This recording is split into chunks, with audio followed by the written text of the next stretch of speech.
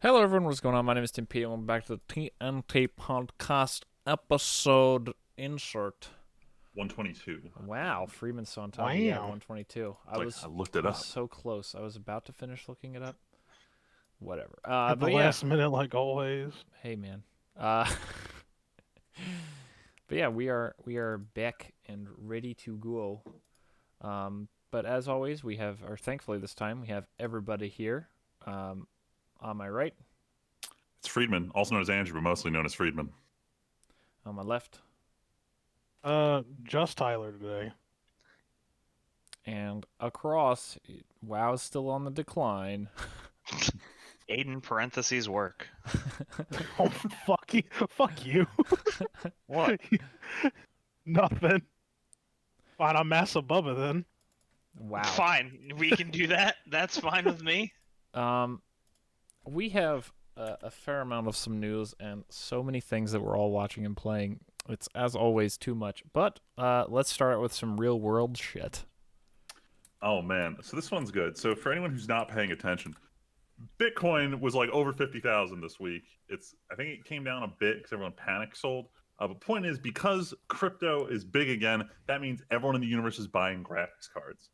And we're already kind of in a rocky place this year. So I don't know about you guys, but I'm actually not buying a graphics card. I'm looking to purchase the rest of a computer. But I can't help but keep seeing these videos about, especially tech reviewers are always reviewing the new stuff, and every video comes with this disclaimer. I'm sorry I need to review another graphics card considering you actually can't purchase this, and you might not be able to purchase this till 2022, but I'm going to review this product anyway.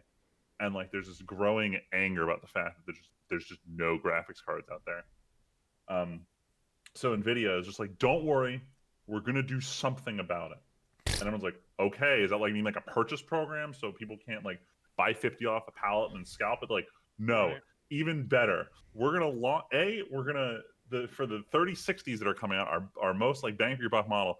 We're gonna, using software, artificially half the hash rate of the cards that it's not good to use for crypto mining. And everyone's just like, you realize it's gonna get hacked in a week. And NVIDIA's like, no. Well, no one's going to do that because we're going to launch a separate line of graphics cards specifically dedicated to mining.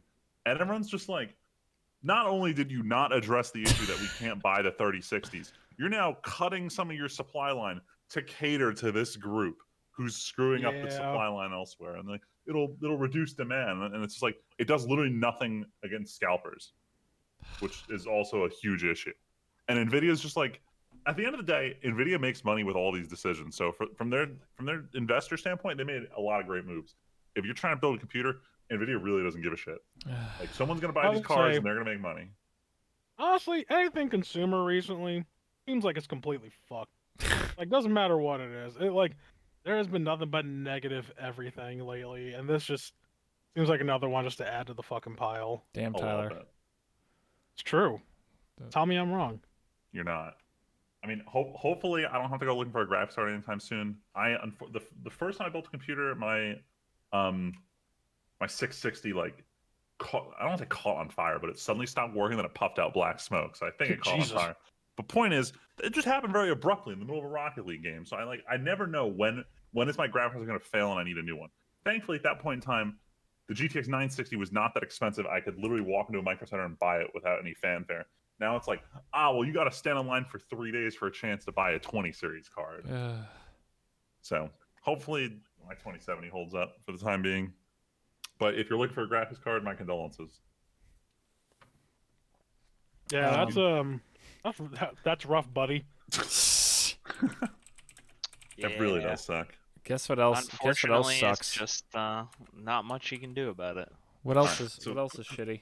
All right, Square Enix, they're Do we at it give a again. fuck So- about this? Do we give a fuck about bad I business mean, practices? You know you no, do. so I do. I don't. I'm not happy about it, but I want to make our listeners aware because I know that all of them must love the Kingdom Hearts, or they would tell me to stop talking about it in the comments at this point. But every Kingdom Hearts fan's dream was to not have to keep rebuying these stupid fucking collections to buy them on PC. Yo, And you feel like Square Enix sort of learned their lesson. They realized, like, yeah, we can totally make money releasing Final Fantasy V for the Game Boy Advance, and then also for the DS, and then also put it on the individual virtual consoles for each Nintendo system where you can't move forward and just resell it to you every 3 years for the next 30 years. Uh, But then they realized like if we put it on Steam for $5, people are going to buy this game anyway. So they did that. They made a lot of money, and they're still doing the whole release for consoles nonsense. With Kingdom Hearts, it was always why would we release on PC? Then they can't buy the collections again. And they finally decide they're going to go to PC, and everyone's like, all right, cool, great. How do I buy this? Epic Game Store exclusive. All right, you're already on a rough start. It's not the end of the world. The Epic Game Store app is not as shitty as it used to be. I don't mind opening it to play some games, but they're pricing it as if these games are like brand new. like it's like, just for context, when Kingdom Hearts 3 came out, they had an entire collection called like the story so far, which was every game before 3, and that game retailed for I think $40, and you could buy 3 and this collection together for $100, which was appropriately priced. So this collection, honestly, which was $40 at launch for a bunch of old games that were already remastered for PS3 but now on PS4, is coming to PC, and it's now $20 more expensive than it was on PS4. love it. Can't make this shit up. Love it. Truly, Squeenix. Talk about some more shit that is fucking, that just says fuck the customer, like fuck the consumer. We don't give a fuck about you. So I can Fire tell you how that made that decision in the boardroom. They were going to price it originally the same as the PS4 line. And someone else is like, whoa, we released this. They're never going to buy this again. They buy it once for PC and that's it. They own it. Why would we make it cheap? Oh no, they own And it. I guarantee you that's oh yeah, they're always going to play this. Let's accommodate for the cost of that. My God. You know what? I don't fucking care. Me either. As far as I know Tyler feels this way, but as far as we're concerned, like the story so far is the Kingdom Hearts like that's Yes. it. Yeah. There It's is no Kingdom Hearts the 3. That's it. Kingdom Hearts 3 is birthed by sleep. That's what we tell people. Everything else You know after that was what? just a Yeah, dream. you're right. I You're right. for me, like after Kingdom Hearts 3, Kingdom Hearts fell out with me like almost as hard as Game of Thrones. Like, I just don't give a fuck. Like, if you've never played them, you should play the old games because they're very good. Like, moving forward, I don't care about Kingdom Hearts anymore. No, like it's done for me personally. I walked out of 3 feeling upset and saying, "Oh man, it's over," and then realizing, wait, there's more. Fuck, it's a rhythm game. It's the same shit as last time, where it's now there's all these fucking side games where you could realistically just go on YouTube and look up the cutscenes to keep up with the plot line. But like, that's an awful way to interact with the story of a. Now I'm gonna say former favorite franchise. Now I don't even consider it in the list of top 10 anymore. It's fucked up. Well, here's the thing, right? Same thing about Game of Thrones with me. I don't think Aiden is in a different camp, right? I think if I remember correctly, Aiden, but it's like for me, it's like I don't think the current season of Game of Thrones, or in this case, the current game of Kingdom Hearts, should hinder the other ones. But I also understand how it can affect other people, like saying like, oh, I want to go back and replay these or re-experience these games again. Yeah. I mean, I hate season 8, but like, if someone asked if I wanted to like start Game of Thrones from the beginning, be like, yeah, I'm down to watch the first 7 seasons. Let's do it. Yeah, and that's fine. Same way with Just- Kingdom Hearts. I'd still play like up to 3. I'll play all of the Yes. games up to 3, not 3 though. I play like 3 of the first 7 games and then call it quits. Just hear that again. Say it again. The I first play- 7 games. I play 3 of the first 7 because like half of them are these spin-off games that weren't that like. All right, I'm gonna get some flack for this. 358 days No. over 2. Everyone and agrees a with fucking you. awful game. So bad they wouldn't even remaster it. They just released it as a cutscene collection. Everyone agrees with you. I don't know a single soul who likes that game. Recoded sucks. Actual hot take: I don't like Chain of Memories. You can't convince me to play this game. Damn. All right. Now we're a little bit different on that. Yeah, but, right. That's my actual spicy take. I need to lead up to. I've Wait, tried which it, one like, did you play? Did you which play one the? Did I play? Yeah, which one? Which version? I didn't play the Game Boy Advance one. I played the one that came like. Oh, you played the bundled with- PS2 version? Yeah. Oh, I yeah. don't You like still it. didn't like it? All right. You know that's fine. That's fine. It took me way too long to grasp how the fuck I was supposed to fight in it. Anyway, we're getting off topic. The real reason I wanted to bring this up was this isn't about Kingdom Hearts. This is about Square Enix, and because they're the big guys. They're the big JRPG back catalog. We got everything. We own everything that like Enix used to have. Whatever. Point is, if they get away with this, they're going to keep getting away with this.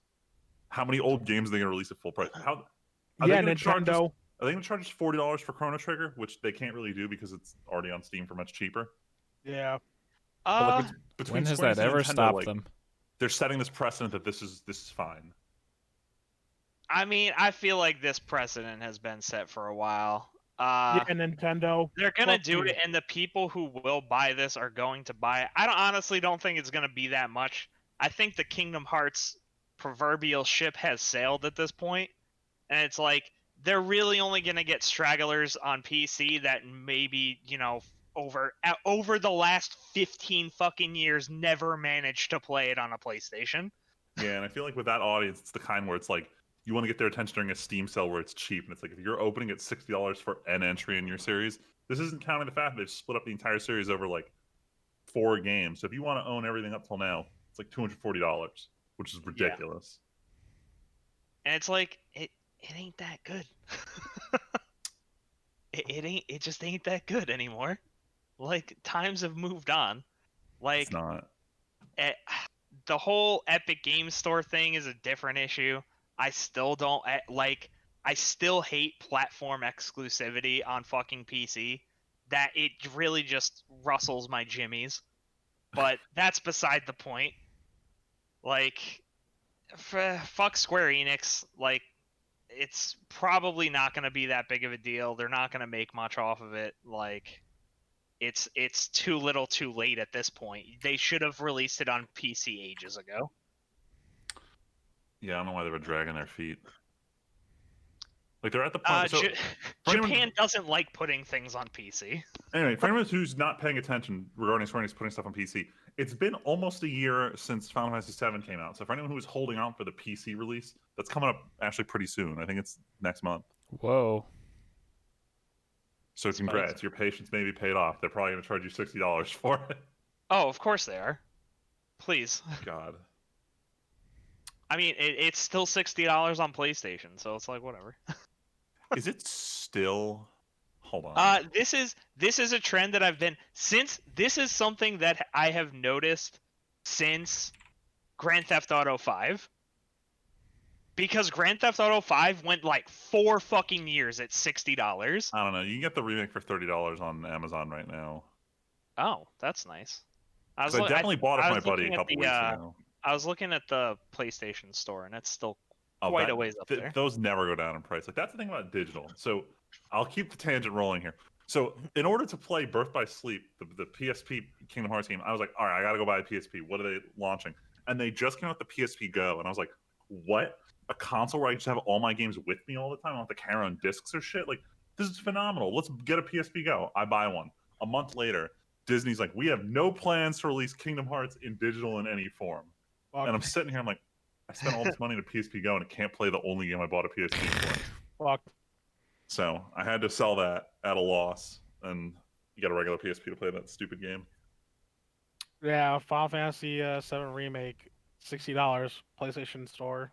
Anyway, but the reason I brought that up was I was under the impression that because it's digital, like there's no way it's going to cost as much to me. Like they don't have to pay for pack, they don't have to pay to ship it to anywhere out. They don't have to pay GameStop. Like these are definitely going to end up being cheaper than buying physical retail. Boy, I wish I could go back in time and slap myself across the face for even suggesting something like that. No. This is just the opportunity to increase that margin. This is just more profit. Oh, God. Oops, all money. Oh, and well, don't forget, new gen's out. We're bumping that bitch up to 70 now. Ugh. I didn't want to think about that, but you're right. Damn it. Yeah, we getting those New Zealand prices, boys. You mean to tell me I'm going to have to spend $70 to play Final Fantasy VII Remake Part 2 out of 5? Yeah. Probably. Yeah, probably. Talk about Square Enix pricing models on video games here. Anyway, we'll stop shitting on Kingdom Hearts and pour one out for our boys.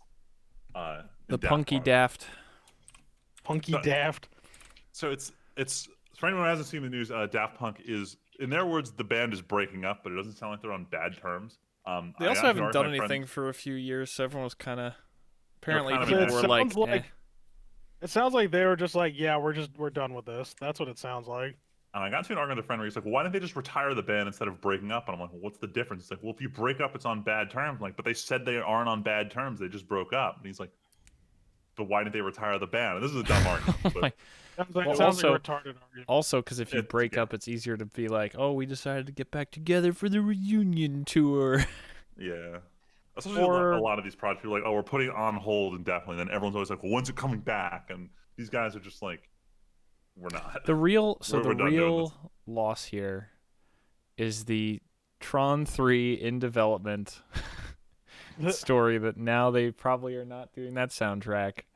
And that's why everyone's sad, because half of the reason Tron Legacy was anyone remembers that movie was because of the soundtrack of that movie. Yeah, it just means that Tron 3 will be awful and we can stop talking about the hope of more Tron movies. Yeah. Yeah, well, I mean, hey, here's a novel idea. Maybe we should like make new movies instead of trying to relive the past. No, you're wrong. I don't know about that. Market research says that people who have no clue Oh about my movies are more likely to see God. sequels. Well, you see, if we go to Ooh, Nintendo's sales right now, Oh God. Fine. Yeah, Fine. speaking You got me with the Nintendo Spe- sales. speaking of market research shows that anime characters with swords sell really well. damn, damn. Nonsense. All right, so Nintendo Direct happens. It's Smash Bros. Time. Everyone's getting hype. Everyone's a little salty. Who was the last? It wasn't Sephiroth. Who was the last characters added to Smash? Wasn't it was the Sephiroth? last one. It was Sephiroth was. was the last one that they We got added, yeah. Steve. We got Sephiroth, and everyone's like, "All right, who's it now? Is it gonna be another fucking Fire Emblem character?" And they start some Xenoblade Chronicles shit. And then, honestly, this was by far the worst like surprise as a Smash reveal trailer I've ever seen. Is it? Um, It sounded like Steve got Yeah. more backlash than this. No. Sorry, I'm talking strictly of just the quality of the trailer they used to announce a character. Yeah, like the way Um, they were like, the way they oh, announced it, like with Steve, it was this like, he tunnels into a cave and finds Mario. Whatever, it's cool because for that split second, like, what's going on, and then you hear the noises and you know who it is. With this, it was this build up. Everyone's like, is this Xenoblade Chronicles 3 we're going for? And it's just she like, whips out I don't the know if he's the main envelope. character. I haven't played Xenoblade Chronicles. He's like, oh, what's her face is missing, and he goes looking for her for like a minute. He finds her like, yeah, where were you? And she's like, I'm sorry, but I got invited to Smash. And it's like, oh my god. Like, don't God say damn. it out loud. It just sounds really cringy when the voice actor's like, I got invited to Smash Bros.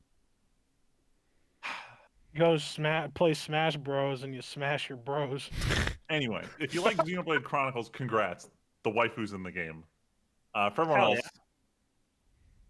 Hell else, whatever. You got 2 more characters in the fighter pass. Let's make them count. I mean, who the fuck else do you want at this point? Jesus Christ. Lanky Like, Kong, Sword motherfucker. for I want Smash. Lanky Kong. I don't Fine, even Aiden, play. I Aiden, don't you even can't- play. You can't really say, like, who else do you want? Because there are literally dozens of I answers people would know. instantly Master give you. Chief. Master Chief. Master Chief. If Crash they're gonna, Bandicoot. if they're literally gonna be opening up the gates, fuck it. I want Master Could Chief. you If they put- imagine if the last character was Master Chief? Be so cool. That'd be His hilarious. side B would definitely be the. That would legitimately be Sure. the greatest Uh, timeline. I would buy a copy of Smash, and I'll come to, when I come over to Val's house. Literally, I'm like, nah. Before we do anything, we're popping in this in. Chief only Final Destination. Chief only, Final Destination, no items for stock. Chief got added to Killer Instinct is the closest we're ever gonna Oh my get. Right? Anyway, I don't know. I Splatoon? think it's fine. This is fine. People are complaining about Pyra. It's like, Pyra's fine. It's like, oh, but we wanted Rex. He's just another anime dude with a sword. Sorry. for real. Like, It's not the worst, but this also is like, I feel like the only people who played Xenoblade Chronicles are like deep in the Nintendo catalog. So I don't know how much this is like, how do I put it? Like, it's not an unexpected move here. Everyone's like, oh, okay. Also, Xenoblade Chronicles 2 is not like a new-ish game, and I don't think they've announced a sequel anytime. So Xenoblade Chronicles 2, I believe, was a launch title for the Switch, if I recall. because he's with the original Xenoblade Chronicles was a 3DS game. Chronicles 2 was like 3 years ago. Was it Switch? Yeah, it was Switch, and the remastered or definitive edition. Whatever. I'm literally just looking at the Xenoblade timeline. I don't play this series. It's a good game. I like Xenoblade. It's a good game. I want to try it again. I tried playing it for 3DS and I didn't like the controls, but that's more of a problem with the 3DS than with the game. Yeah, fair enough. Anyway, Nintendo had some more announcements. A lot of them was just about like, look at all the shit we're releasing in the first 2 quarters. Please ignore the back half of this year. But one thing, I don't know if they had announced it previously or this was just their big trailer for it, was that Splatoon 3 is coming out, which I'm kind of excited for. I love Splatoon 2. They made you pay for online, so I stopped paying. And then Splatoon 2 just like ended its Splatfest after that. So I'm like, all right, well, that's one less game I need online for. So now Splatoon 3 is joining the list of games I would consider buying Switch Online for, but I'm probably not going to buy Switch Online for. Up there with Monster Hunter Rise. Oof. I mean, Splatoon is still just Splatoon. It is. So- It hasn't changed that much. Well, whatever. I mean, it was a cool concept. They just haven't iterated on it much. I mean, honestly, they could have, they could have just kept up support with Splatoon 2, and it probably would have turned out to be the better game here. Yeah, we realistically didn't need another version. They just need to stop. Like, when they release these games, like, yes, Splatoon 3 will have online support for 2 years, and then after that, it's just whatever. And it feels weird, especially in the era of games as a service, to come out and say, like, this is a limited support model. Yeah. Like, it feels weird now. I don't have a Switch anymore. Damn. You're I not don't care. making the wrong choice, is the Ain't way I'll shit. word that. I mean, I Speaking only of have which, it for cart. fucking Skyward Sword HD. Who the fuck is actually gonna buy this? Who the fuck asked? Who asked for this? No one. So- Literally Look, no when one. people I'm ask gonna- for... go ahead. I'm gonna disagree because I think there's a lot of clamor for a game, for a mainline Zelda game that came to a console that a lot of people didn't use. Hold on, Skyward Sword was Oh. regular Wii. I thought it was Wii U. Well, Yeah, then it it had the was on dumb. the Wii. Yeah, it was just okay, Wii. flip In flip fact, it it around. came It had out- the bad controls. But it had Actually, the Wii Motion Plus. It was the It first... came with it Yeah, well, in the clearly deluxe version. no one wanted Wii Motion Plus. Duh. What do you? No, it was much better. We can dispel some Big of this here. improvement. First of all, everyone wanted Wii Motion Plus. The problem with the game was that even with the Wii Motion Plus, It was garbage. using gestures was awful. Well, Using that's what I'm gestures saying. was It's gonna awful, get and the better. game itself was not. It wasn't good. It was repetitive. The game, I think my final playtime with just doing the regular game was 30 some odd hours. Not saying that normally I wouldn't, put that down for a Zelda game because it's like shit. Most Zelda games take like 10 hours to beat. That's it, 15 at most if you're doing like some extra shit. Mm-hmm. But like this game, you just went back to the same places over and over again, doing like slightly different shit. And I'll tell you what, there's another Zelda game that's just like that I also fucking hated. Phantom Hourglass. Fucking hated that game. Asura. I'd rather get Twilight Princess over this game, honestly. I was kind of hoping that we would get Twilight Princess or Wind Waker. Yo, please give us Wind Waker. Give us an optimized Wind Waker HD, please. Like, because the one they gave out on On Wii Wii U. U was good up until certain parts of the game where it started literally running like a PowerPoint. I feel like they could just release the Wii U one for Switch, and it would probably end up being better. Yeah. And honestly, They like, prove they know how to do that because half the catalog is Wii U re-releases. yeah, right. But basically, you know how many times people have asked me if that fucking Donkey Kong Tropical Freeze was a new Donkey Kong game? I'm like, it's not. Wait, the one that has New Funky Edition? Yeah, it's not. It's not. It's not a new game. Well, we went over this, right? You know Yeah. that. Yeah, you're just joshing me. It's No, just- I was looking it up for a meme the other day and seeing in the corner now with New Funky Edition. I was just like, what the fuck are they advertising here? I don't know. I don't want Skyward Sword. There's not too many people I know who want Skyward Sword. I don't know. So Wait, what is this I project? got bad news trying for to you, do? before we do though. that, I had the one What? last thing on Skyward Sword was watching reviews for this come out. Taught me to never trust anyone reviewing a Zelda game. When Skyward Sword came out, everyone was like, "This is it. This is the definitive Zelda, best one to ever release ever." And then I was watching my brother play. I'm like, "What do you think?" He's like, "Honestly, this isn't that good." I was like, "All right." And then like literally 3 years later, everyone's like, "Yeah, Skyward Sword is trash." And it's just like every time a Zelda game comes out, it's the same thing. This is the greatest Zelda game ever released. And it's like when Breath of the Wild came out, I'm like, is it actually good or is everyone hyping it? Are we going to think it's awful in 2 years? Because that's how Nintendo fans work. And Nah, that was a good game. I still like it. Yeah, I know, still I think was it's wrong pretty about that good. prediction, but I still think it's pretty good. Like, I don't know. Yeah, the sequel to that game is going to be the only Switch game I buy in the next 5 years, I think. True. Wait, what is Project Triangle Strategy though? so from the makers of What the is this? esteemed Oh, yeah. Octopath Traveler. It's this A new thing. game with a new in development title because the team doesn't actually want to name their games, but low key they want to call their game Triangle Dumb Strategy. shit. But they're like, how do we get the community to like embrace this stupid fucking name before we come with the real one?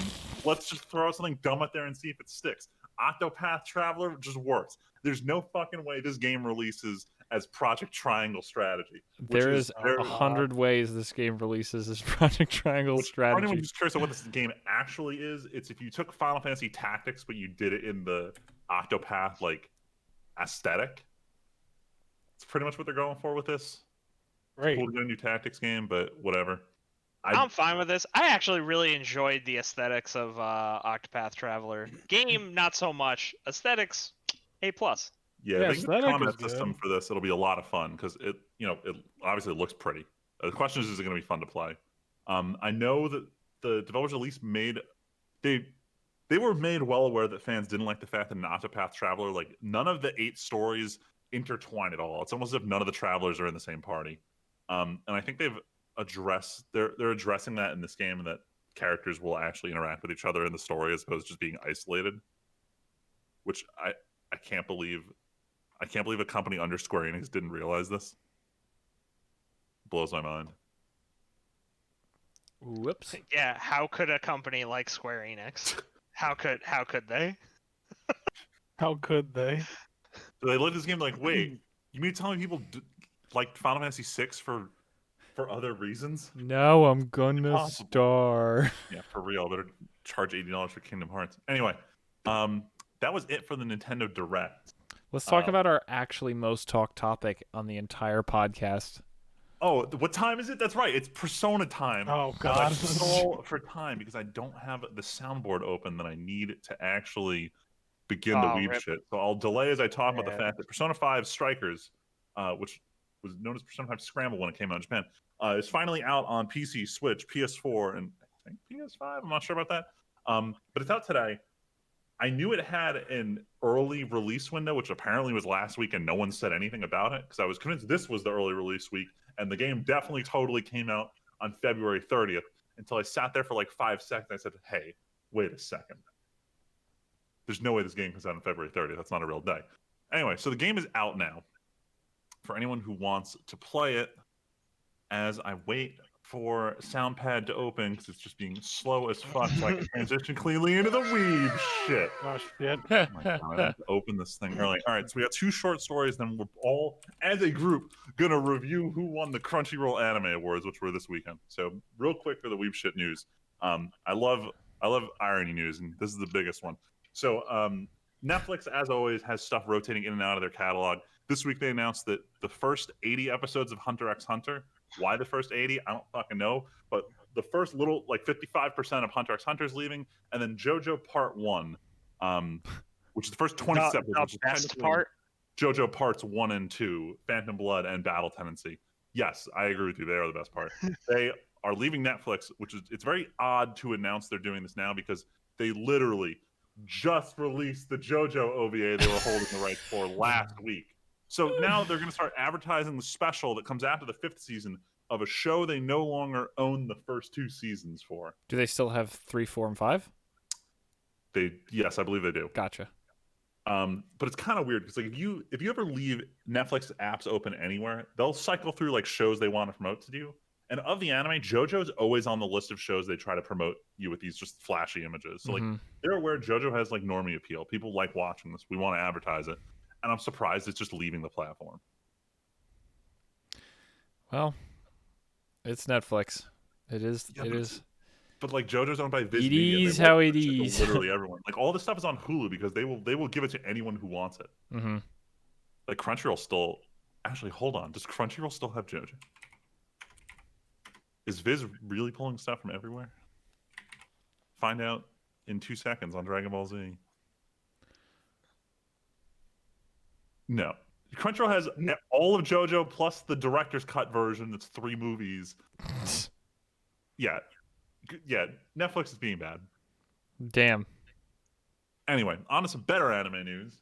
Kill Animation, just out of fucking nowhere, releases the Dragon Maid Season 2 promotional video today, which has everyone on the cast rapping. Highly unexpected. But I think the big It was takeaway so for fun. the big takeaway for this is they reveal who's directing Season 2. So for anyone who doesn't know, the director of Season 1 of Dragon Maid passed away during the oh my god, why am I drawing a blank on what the word I want to use for is? The arson at Kyoto Animation about 2 years ago now. But the director who's working on it now worked very closely with the previous director on Melancholy of Haruhi Suzumiya, one of Kyoto Animation's original like breakout series. And more importantly, this is the director who worked on Nichijou, which I think is one of my favorite like absurdist comedy animes. It's not for everyone because it's way fucking out there, but he knows how to direct like good banter and comedy. So I have high hopes. Expecting good things out of Season 2 of Dragon Maid. Tim, do you want to chime in at all, or should we just move right on? No, I said like I'm super pumped about this. Like I said what I was gonna say. Like that, just it's really fun. I shared it to everybody in the group because like the fact that this is a rap is just so goofy to me. But honestly, I'm just crazy hyped for this. I'm really excited to see what happens in this show. New Dragon. Yes, plenty of shots of new dragon. New. Tyler would be a big fan of this dragon. Yes, a lot of weebs are a big fan of. I'm aware of the dragon. I'm aware. As an expert, I have to at least be aware. I forgot it is a new title. No, but like hearing the voices and everything and seeing the characters have new animation, it's just really exciting and really, really enjoyable after everything obviously that's happened in the last few years with KyoAni. It's just going to be nice to have something new again. Definitely. I hope this just kicks off their whole production cycle again. Yeah. To get like one good one out the door. Anyway, moving on to the main event of anime fandom for the week. I don't understand why it is, because everyone universally agrees the Crunchyroll Anime Awards are always just fucking terrible. We have this year's Crunchyroll Anime Awards. Gentlemen, I included a link in the show notes so we can all follow along with who won what. And we'll just run through it real quick and, you know, feel free to disagree with the selection because I certainly do for a couple of these. But listeners, you guys all ready? I'm right. Oh, yeah. Let's go. Right, cool. Everyone's just quiet. I was my turn. All right. So Anime of the Year went to Jujutsu Kaisen, which... Big oof. Are any of you guys watching it? I try to. I don't really plan on for it. watching it. So I'm caught up with it. Compared to what it was up against, I'm fine with it winning that one. I think Beastars is probably the better complete package. The real problem I got is episode 19 of Jujutsu Kaisen came out last week. And they knew weebs are going to be like, hey, how does this compare to episode 19 of Demon Slayer? So they went all out. Like the animation sequence they did in episode 19 of Jujutsu Kaisen was fucking phenomenal. The problem? That episode didn't come out till like 4 weeks after voting started. And Jujutsu Kaisen also hasn't finished airing, and it was already given Anime of the Year for last year. Damn. So while I do really love the show, I think it's kind of ham-fisted as Anime of the Year, given that it hasn't ended and all the good shit hadn't happened when people voted for it. So I'm concerned this was just like the Shonen Jump pick one, because outside of Dorohedoro, there were no other action shows on the list here, and Dorohedoro has the problem of being CG, so it gets a lot of flack for that. It does look ugly as fucking sin. Yeah, even though I heard the plot is pretty metal. I'm sure, but man, it looks like throw up. The frames look like throw up. I don't. Got low frame rate. I mean, the real travesty here is that the real winner, Misfit of Demon Academy, didn't get it. Get the fuck out of here! You son of a bitch! Hey, don't worry, he comes close later. Whatever. The name is at least on the list somewhere, which is thank God. Would be a real crime if it wasn't. Anyway, going on to best protagonist. Unfortunately, wait, did he? All right, cool. He was You know like, what? I'm happy with this because hold on, just to clarify, the protagonist from my next life is a villainous all I was Katarina Kleist. Freeman. I was Is- literally gonna say that because I was gonna say both of my anime of 2020, my two shared anime of 2020, Villainous and Misfit, both main characters got nominated, and thankfully Katarina won, which is so awesome. Like, she's so dense, you could she is almost a black hole of herself. It's so great how stupid she is. Like, YouTube was, you know how YouTube is like half the time like, oh, want to watch some random clips from Crunchyroll? It's like, oh, it's apparently on a villainous kick right now. So rewatching clips where all of them are talking about how much they love her, and she's like, yeah, but who do they like? That villainous show does seem pretty good though. Villainous is so fucking funny. Yeah, It's interesting. It's interesting that a lot of the candidates for best protagonist showed up for like best boy and best girl, which I guess are definitively different topics. Best boy. But yeah, no, the main character for villainous definitely carried the show. Anus Voldigold though. Dude, he's so... Hey man, hey, you know what? He's Also, there. Hinata made it to the list, so pour one out for Haikyuu, probably never coming back again. Damn. Freeman has already Very- corrupted very me. real concern. So Yeah. there's like I remember when Food Wars got a season 5 announced. I was very caught off guard because the manga had already ended, and there's no real point in promoting a series that's already over. So fucking dumb. So Haikyuu ended. In theory, there would be 2 more seasons where each season is a full game to wrap up the show. And I don't know if they want to commit to that to a show that's kind of dead right now. Well, not dead. A franchise that's not active right now. Shonen Jump is in this period where they're trying to figure out who the next big show is going to be. They debuted like 18 new series this year because a lot of the big ones all ended in the same year. Watch So iPatch Wolf's video if you want to learn more. Yeah, iPatch went really in depth with it. But on top of that, Square Enix posted their numbers, and their sales for 2021 compared to 2020 are down like 1.5 million issues. Which I'm not sure what that is in the grand scheme of things. But point is, they're not happy that it's in decline, and we might see what we're either going to see is a boost in anime adaptations of their new series, or just nothing at all.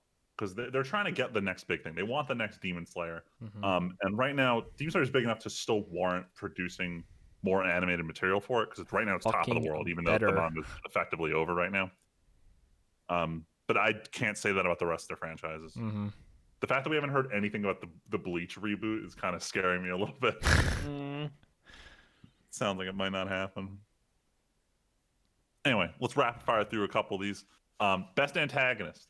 The winner went to fucking Sukuna, the villain from Jujutsu Kaisen, just because he's got this interesting dynamic of, for anyone who's watched Naruto, he's basically the nine-tailed fox. He's this evil thing hidden inside the main character, but unlike the nine-tailed fox was for 400 episodes, the main villain is like a fucking badass in episode 1 and 2. So pretty good. He honestly did not have a lot of competition this year, but the thing that I think is fucking hilarious is that Rachel from Tower of God was in their nominees. I apologize for anyone who hasn't watched Tower of God. Rachel being a villain is the plot twist of the show. Yo, It is but the for entire point real. of watching season 1. So to see her listed, I'm like, what the fuck are you doing? This is like Pretty bad. this is like if someone if imagine if only the original trilogy of Star Wars came out and they put Anakin Skywalker as best antagonist or some shit, and it's like, whoa, back up. It's weird to like throw a plot twist in the nominees. Plus, Real shit. Fuck Rachel though. she also, like, as much as I love her as villain, she was not the best antagonist. Yeah, she was just a straight bitch. This is just Crunchyroll being like, That's hey, it. we paid a lot of money for Tower of God. We're gonna stick it in anywhere we can, Probably. It's probably the deal. including the next category for best boy, where they tried to put the fucking Gator dude as best boy from Tower of God, but nah. Yeah, he's Sadly. not. He's nowhere near best boy. Sadly, Anos Voldigold robbed again, but to be fair, again, it's Right. one I like. Robbed. Yeah, Hinata. it's okay. It's okay. We get the season 2. That's Get true. another try next year. He says He'll come in robbed. hot. Look, he Dude, lost in a straight look, up popularity contest, hold on. but I still think Honest is the best. Nah, best boy Look, should be no. his dad though. No, you know what? Because in the middle of that stadium, Anos holds up that sword and goes, "My dad's love made this sword super Yeah. radical." How does that make the dad best boy? Because he is, fair. though. Because he went in, fucking did all this impossible shit just so his son could have a sword. Yeah, and then he paid him back by literally standing in front of everyone and going, "I love my dad." Thanks, Dad. Thanks, Dad. It's okay. Hinata's a good boy. Whatever. Moving on this is- for best girl. I thought this was fucking spicy because, as everyone knows, all I do is talk about. Hold on, where's the song? The best girl contest on the anime subreddit, sponsored by no. Reddit. Unfortunately, it's not that time of year, but coincidentally, they gave it to the girl who won last year's Best Girl 2020, Kaguya from Kaguya-sama Love is War. So can't be too mad about Not that. surprised. The Makes show sense. is literally built on like the romance and the best boy and girl, so did he it's weird. So is there a reason he didn't get nominated for best boy? I'm trying Right. to think. He's just not cutesy enough. Gotcha. He doesn't. He's too normal. Okay, he had that's all I needed. He had a couple really funny scenes in season 2, but like he didn't have anything that, like, honestly, the depressed dude he hangs out with was a better candidate for best boy. Like he had his whole redemption arc. Like he has a side. All the side characters had great shit in Kaguya in season 2. Main characters, whatever, kind of stagnated a little bit. Honestly, if you ask me, I think the candidate from Rent a Girlfriend who was nominated was actually a better girl. Hot take. Go watch Rent a Girlfriend. Anyway, moving on. Best opening sequence went to Beastars. For anyone who watched it, it was this cool claymation animation style they went with it. The song was whatever, but it looked really nice. None of the other songs on the list kind of really stuck out at me. The one though that I do think everyone should look at, and I'm just going to keep jumping unless you guys want me to slow down. Very good. We should go Lost through in pretty Paradise, quick. The ending scene for Jujutsu Kaisen. Even if you have zero interest in the series, I highly recommend watching the ending sequence. It's so well done, and it's a really catchy song. Like I fucking love it. Everyone go watch that 90-second clip. Jujutsu Kaisen ED. So that was the ED for the first 12 episodes. They jumped to a new one, and there's nothing gets me more depressed than seeing the end of the second half of the season because the ending theme they switched to was just awful in comparison. Boof.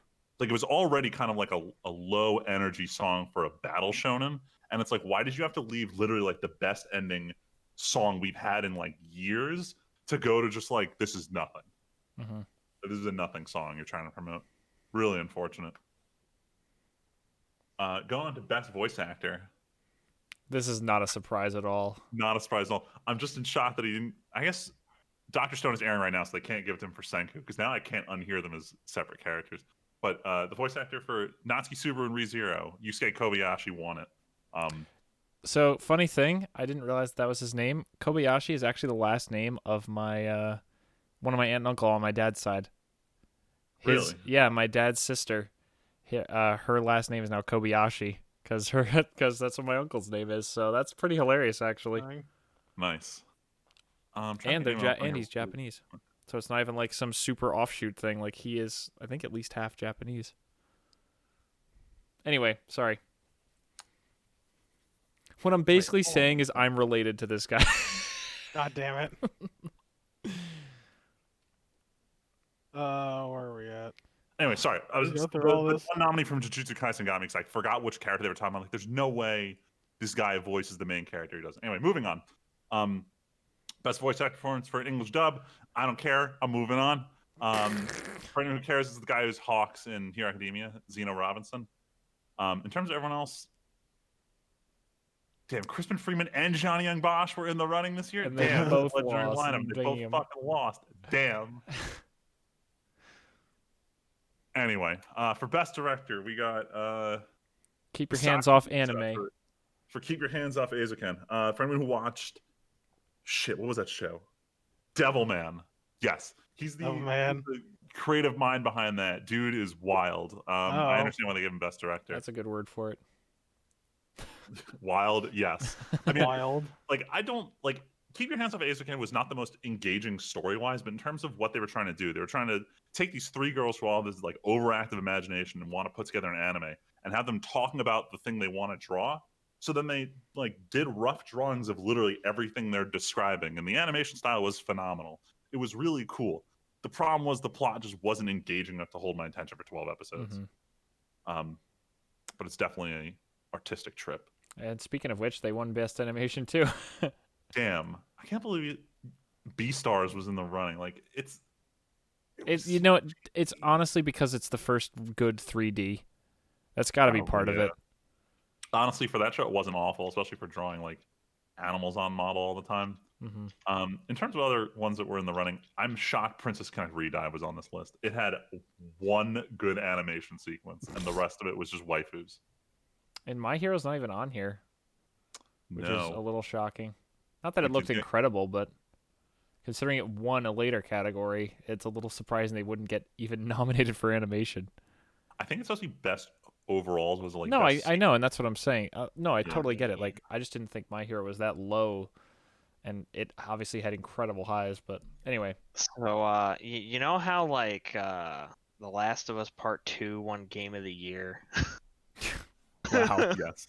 Damn. It's probably a lot like that. You know, whoever shells out the most money gets the highest award. Damn. All right, we got to move through these. We don't want to All right, moving real fast. Best character design. Someone from Toilet Bound Hanako-kun. I didn't watch this show, but everyone's got weird fucking eyes in this show. If you like weird design, go check that one out. I'm not going to talk about the rest of the list. Best fight scene. This is what we're here for. Yeah. 2 of these were from God of High School, both great fights. The recent one from Jujutsu Kaisen, great fight. Didn't watch Akudama Dive, and I did watch Sword Art Online. That one's actually a very good fight scene, but the one they gave it to was Deku versus Overhaul from Hero Academia. See, I want to know what they define as this fight, because this fight itself is like not even a full episode. But do you count like the Lemillion lead in, or do you count like the whole sequence? I don't know. No, it's probably literally just the Deku being able to fight at full power versus Overhaul in that 10 Yeah. minutes. It was pretty Probably good. what It's this is for. pretty It good. was pretty dope. 'Cause I've watched it like 4 times. Yeah, it's pretty good. the week Honestly, it came out. I have also rewatched fights from God of High School, because that's literally all that show had going for it was Mappa just making it look good. Damn. All right, let's rapid fire the last couple. Best drama went to Fruits Basket Season 2. Wait, can I just say, I know we rapid fire. Best drama, Somali and the Forest Spirit. I talked about it and I watched that show. It's really cool. I hadn't realized that it was even nominated for anything. It's cool to see that was in here for best drama, and honestly, that show was pretty good.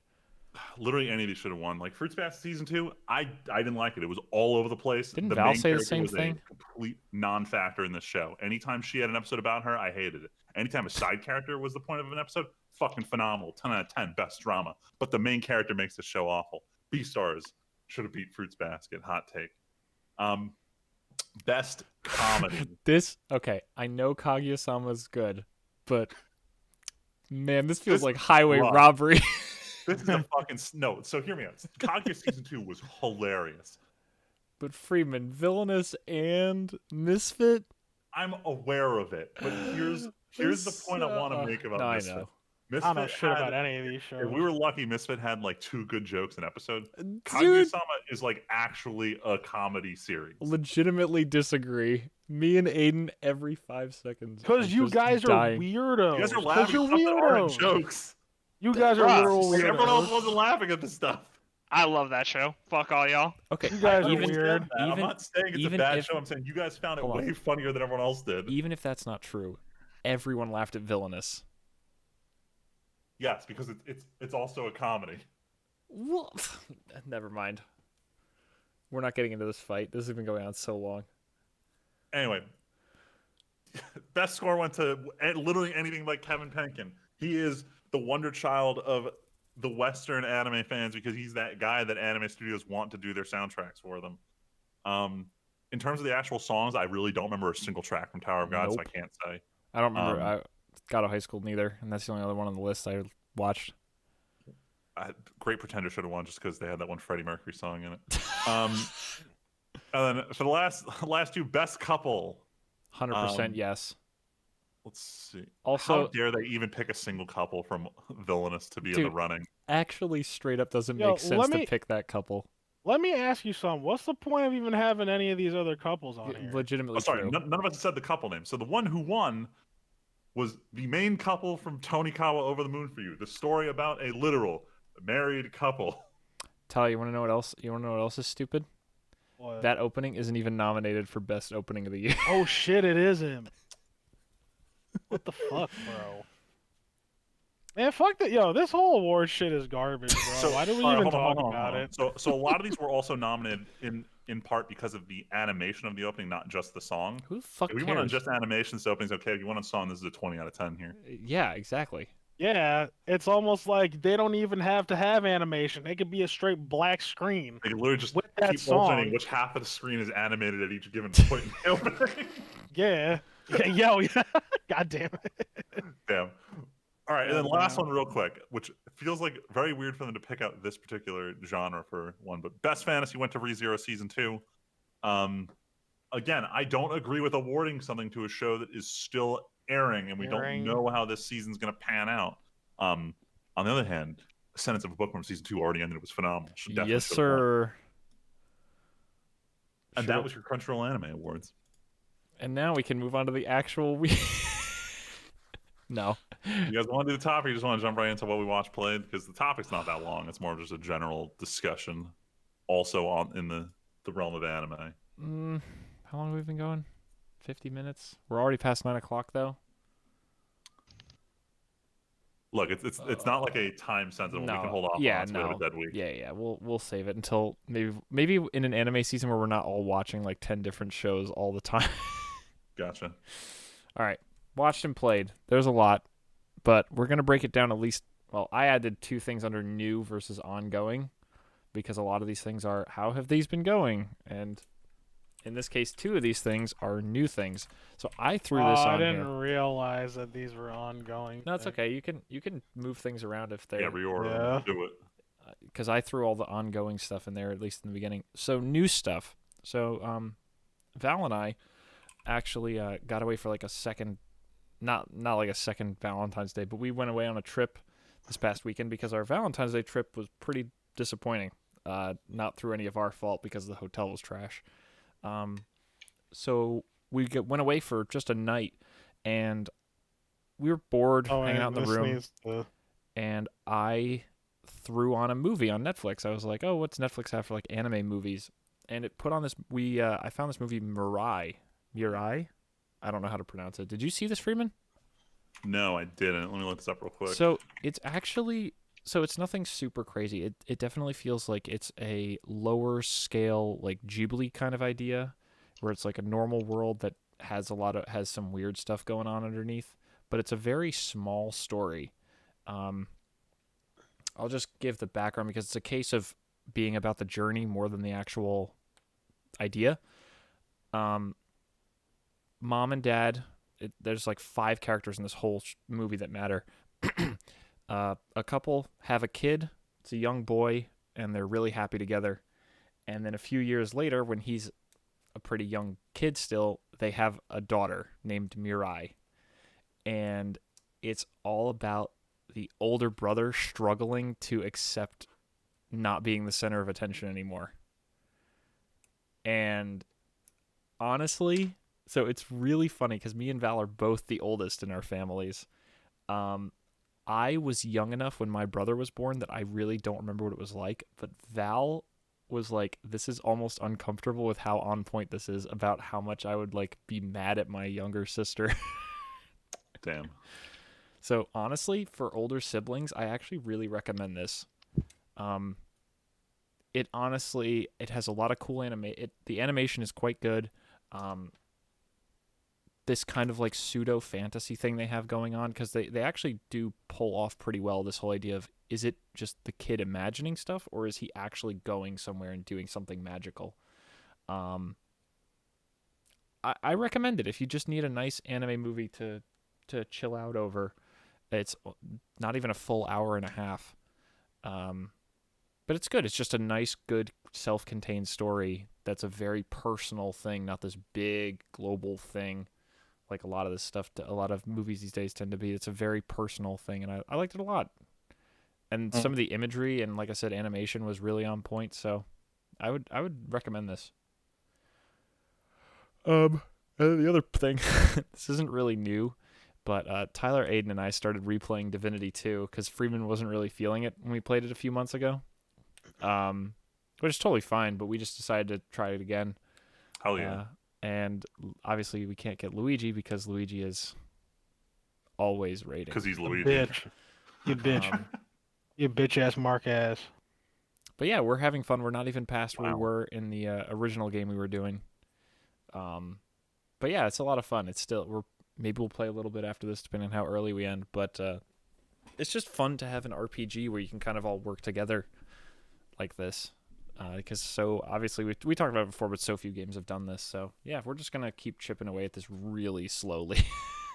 Yeah, I'm having fun with it. I like our little ragtag group of degenerates. Yeah, going the no have rogue going on. strategy is interesting. Oh, Is it I got hard these. to do without a rogue?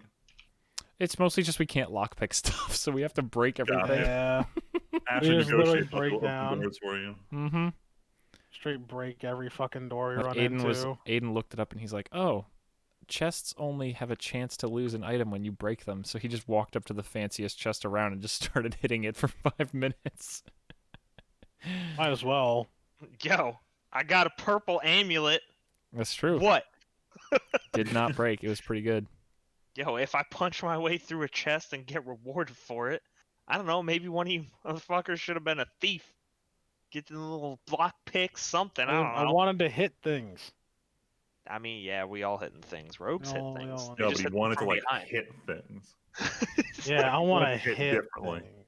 Alright, fair Yo. enough. Fair enough. I feel you.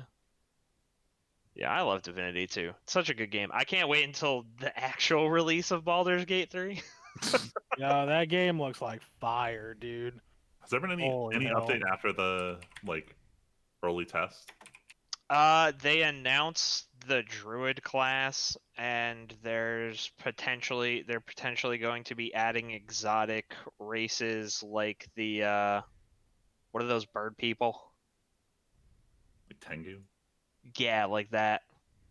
Sorry, to rephrase my question, it's still available to play as part of early access, right? Yes, it is available to play as early access, but only Act 1 is available right now. But are they and if it- updating? Are they updating what's available as part of the early access? Is what I was trying to ask. Not as far as like story content goes. They're only updating like systems and mechanics. Gotcha. But there are Um, like gameplay updates. Like if they like yes. retweak how magic works, it'll show up in the early access version. Yeah. Okay, cool. And I'm assuming that we should be seeing the druid class hit the early access pretty shortly. But yeah, the next two acts 2 and 3 are probably quite a ways away. I mean, it was supposed to be out like I believe around now, but what something COVID something and whatever, the world had to deal with that. So who knows when that's gonna be a thing. Those. Here's some of my new things. Words I of f- Radiance. Yeah, I finished the first book of the Stormlight Archives that I was talking about a Oh, while yeah. ago, The Way of Kings. So now I've moved on straight to the Words of Radiance. Man, these books are fucking bangers. Like goddamn. Hmm. I will say it's a lot though. 89 chapters. How long is this book? It's long as fuck, bro. I think the audio book is like 48 hours or some shit. Holy The shit! fucking hell, Oh dude. man, is it part of Yeah. a series or is it a standalone? Oh no, it's a series. This is the second book. How long was the first one? About the same. Damn. Yeah, so like it's And we taken me a while. We still out here waiting on the next Game of Thrones book. Dude, I'm No. still waiting on- Never Motherfuckers, coming right? out. Like I think 10,000 books in the same dude, period of time. I'm really hoping that I didn't choose another fucking fantasy series that doesn't get continued. Ugh. Because so far I've racked up quite a few so far. Fucking Name of the Wind. Fucking bullshit. I hate that. I hate that so much. Yeah. God damn it! But I mean, don't know. stop picking up series that a series that isn't complete. Then But like, it's so good, Aiden. Like, Name of the Wind is so good. It's It's worth the great. pain. Like that and Wise Man's Fear are bangers, yo. It's terrible. And fuck Patrick Rothfuss's bitch ass. Patrick Rothfuss, you hearing this? Write Oof. fucking the third Oof. book. What the fuck was it called? Tim, do you remember? Oh God, I really don't. I don't remember. All I know is that I know you got this shit done. I know you're just being a little bitch. Just do it, man. Just please do it. My The sanity. Doors of Stone.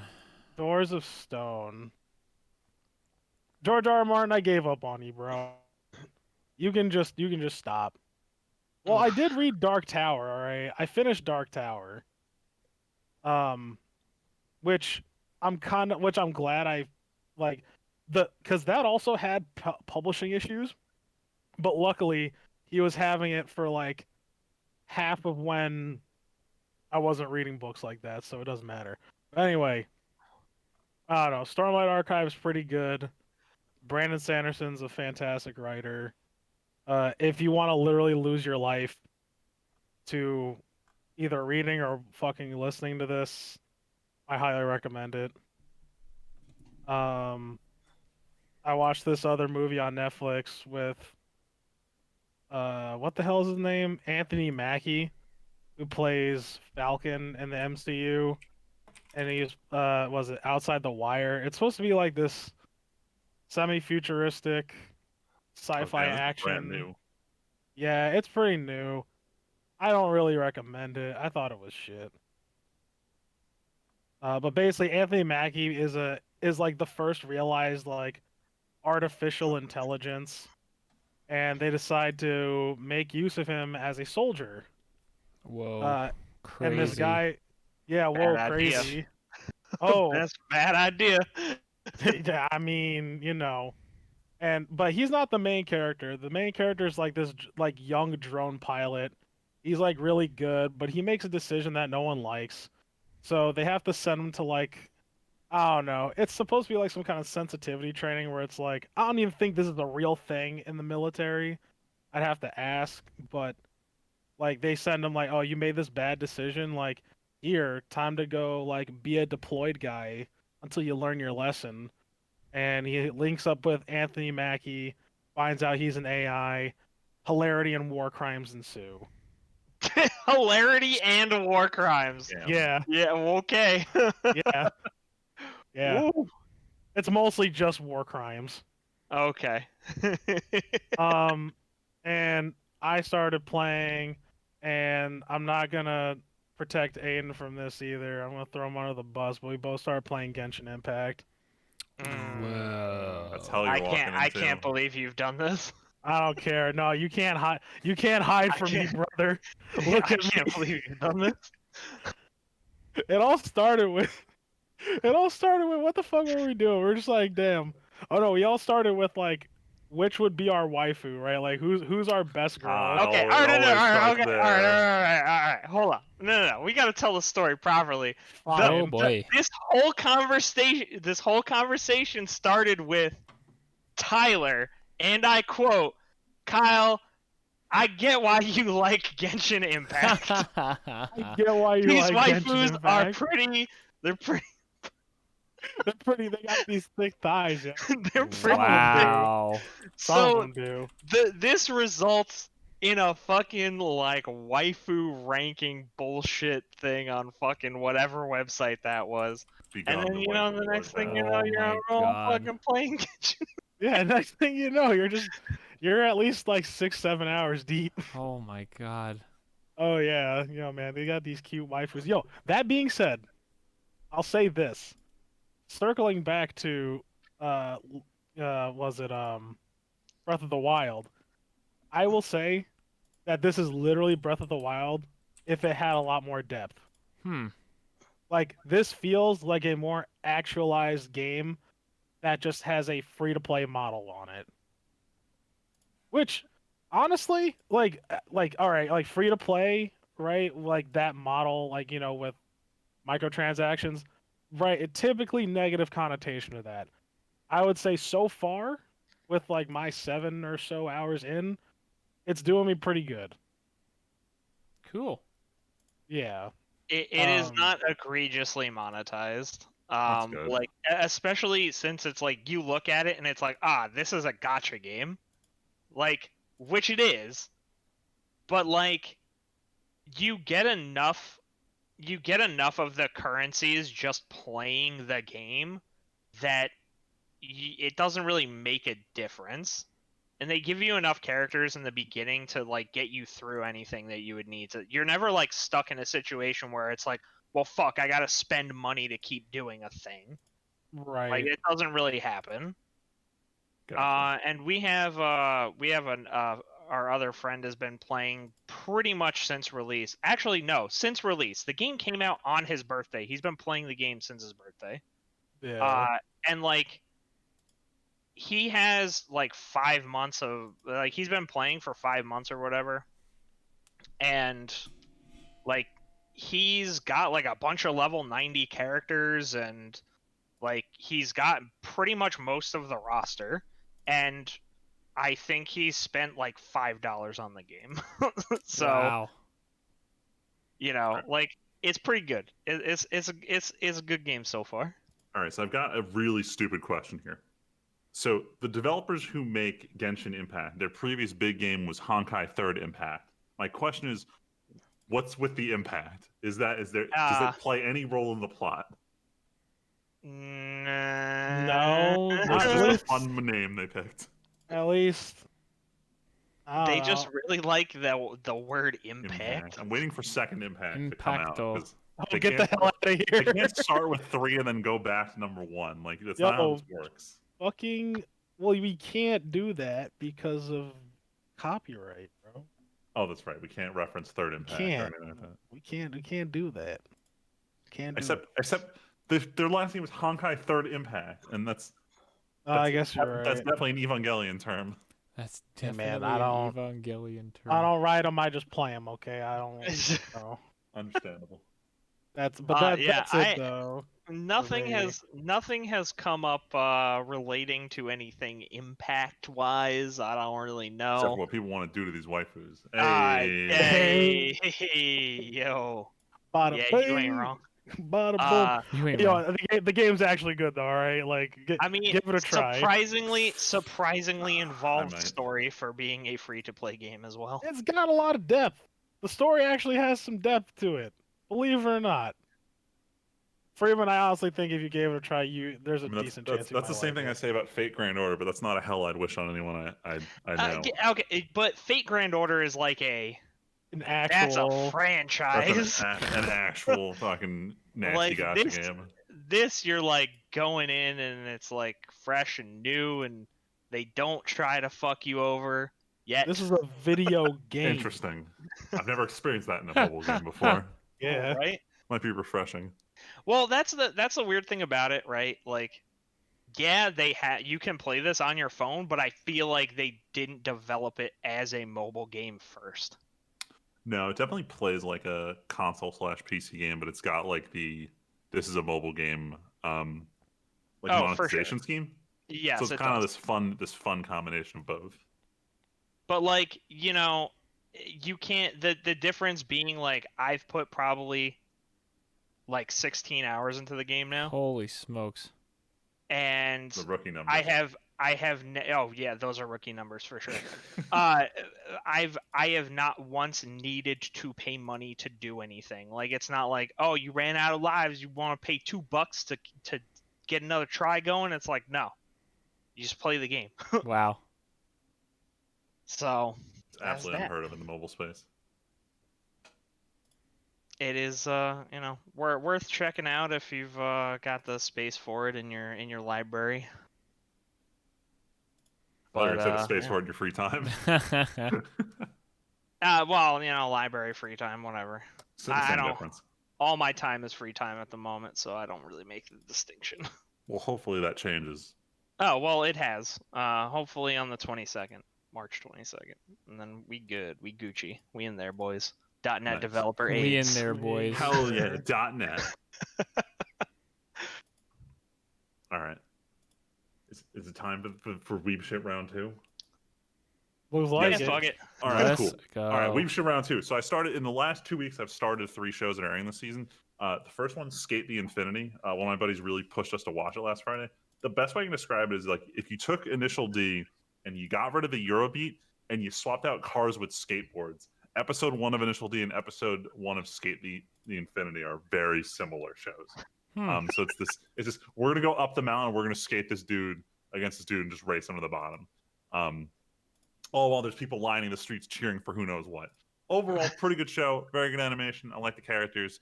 We'll see if it's actually engaging. Most of the shows where it opens with like let's have a race episode 1, like lose their shit 3 episodes in when they don't know how to structure races 3 through 5.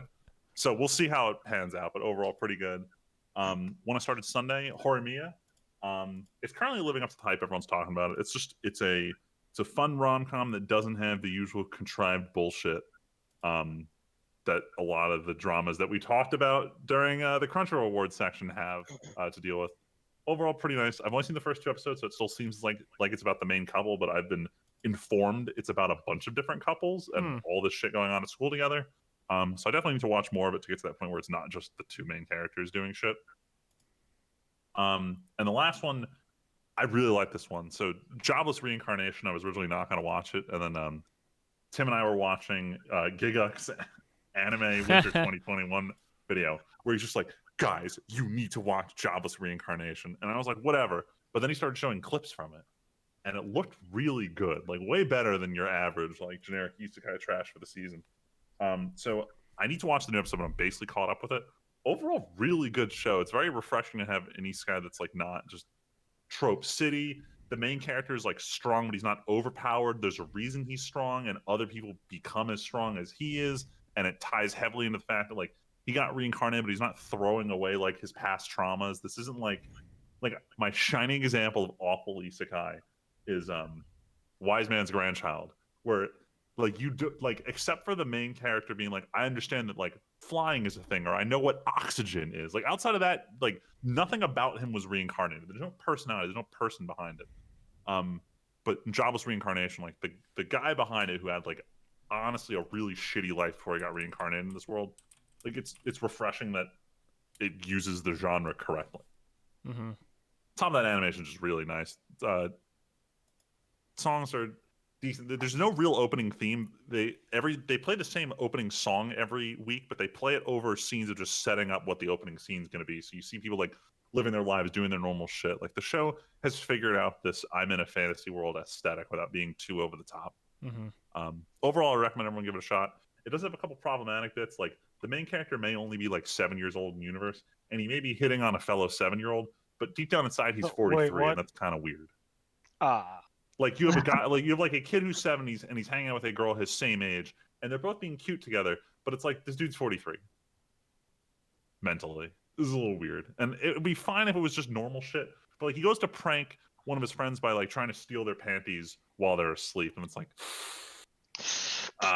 this is I don't like this. Like I don't like the way it's going. It's got like two scenes that are like that. But for every one of those scenes, it's got something else that's much better. Like it's hard to say that because I don't like when shows do these like dumb jokey bits that honestly are better off just not being there. But they're there. Can't do anything about it. Too late. It's there. It's too late. It's problematic. Anyway, those are the 3 shows I picked up. I don't think I'm picking up any more anime this season. I got too much going on. And frankly, I think I'm watching all the top 10. So yeah, let's talk about this fictional console that doesn't exist, Aiden. Oh shit! Yeah, so I managed Story of to how get this Aiden's the fictional. scalper. Yo, I wish I was a scalper. I wish I could fucking run a bot and just order 20 PS5s and sell them for $1,000 a piece. That would be great. Oh my God. That aside, I managed to procure one. Believe it or not, at retail value. Absolute Nice. mad. Where'd you find it? Amazon. The last place we thought to look. The last place.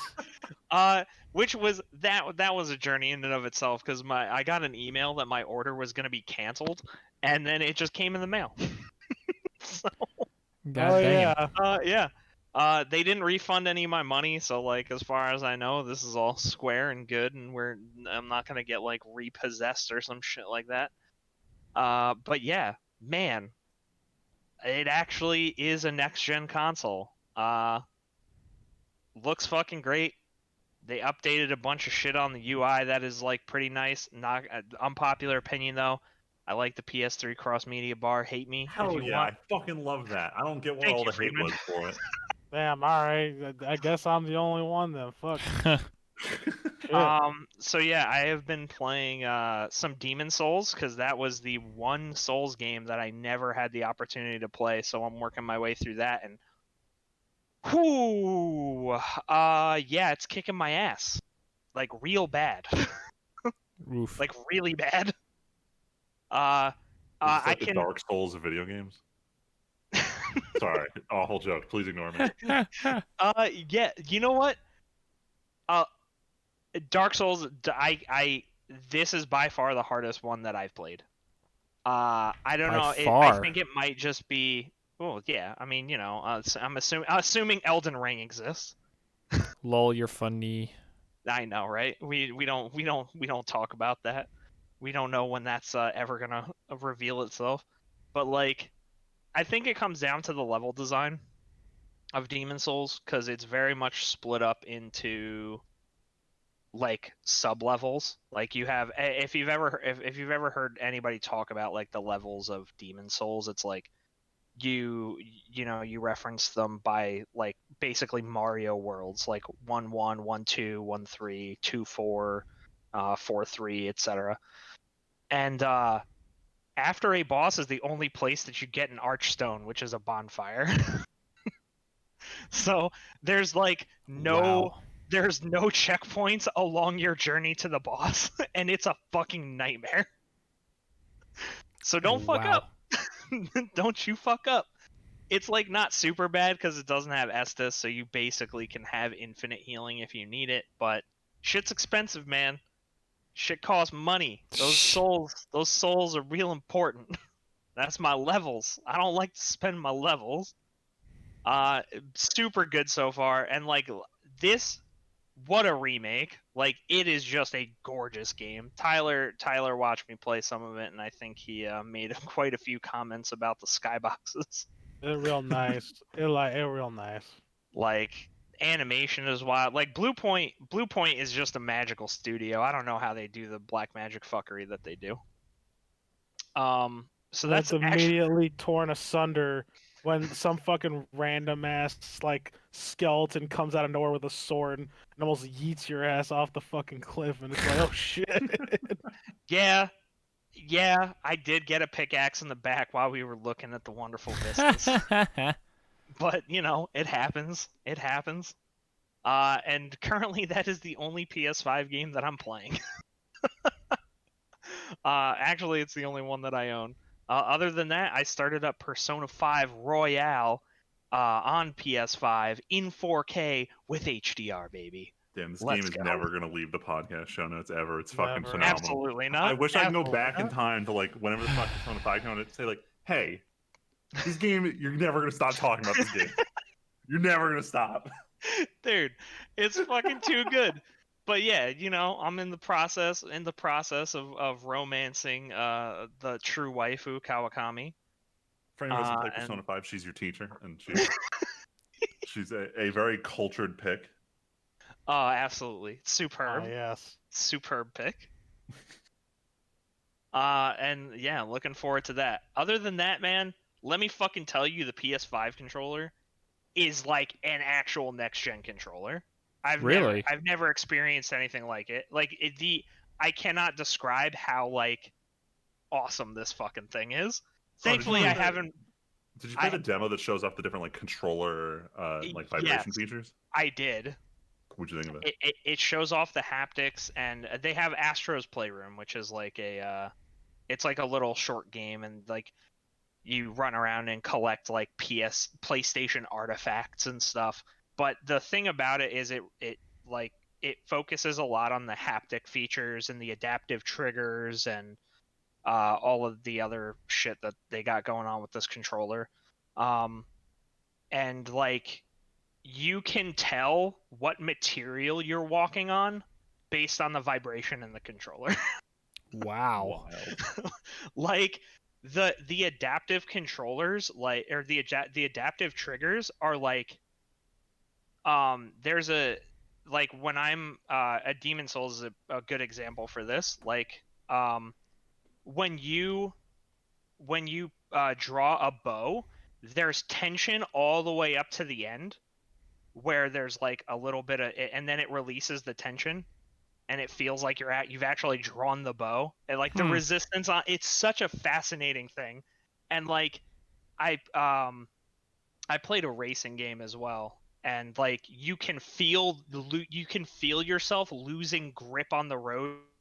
It's like it's the most insane shit I've ever experienced on a controller. Yeah, I'm dying to try this out now. Like it's really fucking cool, and I look forward to the like it's just an extra level of like connection with what you're playing that you don't need it there, but when it's there, it makes such an impactful difference.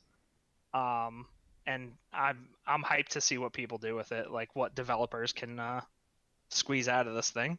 Cool. Oh, I had one other example. So I don't know if any have Friedman or Tim, have you like ever like gone shooting? Yeah. Yeah. Okay. So like you can feel the trigger wall on a gun in your trigger on the controller. Oh wow. Like it's so fucking cool.